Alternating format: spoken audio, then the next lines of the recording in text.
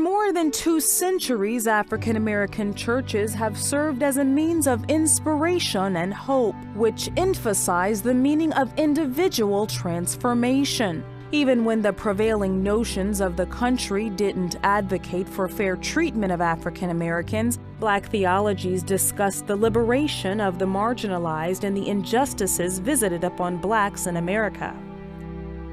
The late Charles Lincoln, a Duke University professor and a leading scholar in Black religion, argued that Blacks brought their religion with them from Africa, and that later, in his words, they accepted the white man's religion, and they haven't always practiced it the white man's way.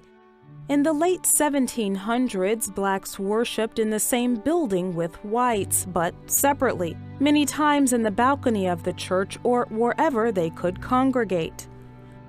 As long as there were people, there was church. When you enter someone's home and gathered at the table, communion was every time you do this in remembrance of me. The actual partaking and choosing to worship no matter where you are is a part of the freedom that we claim. Even though slavery was a dominant force or the controlling force in their lives, that through singing they could be transported beyond that immediate experience into a realm that allowed them to envision themselves as free.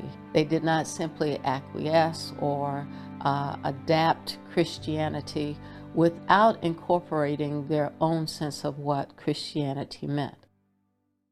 Because many enslaved African Americans were barred from formal education, they used spirituals to communicate with one another. For example, a spiritual like "Swing Low, Sweet Chariot" was used along the Underground Railroad to help transport people out of bondage to the North.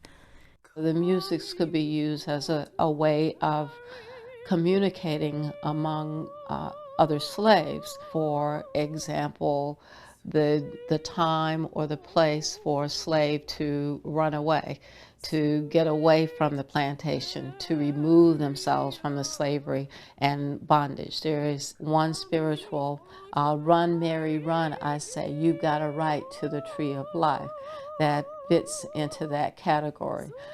Tonight is the night where you need to steal away, where you need to get away, and there will be assistance for you to help you to move out of this context, to find a better life, to find a better way.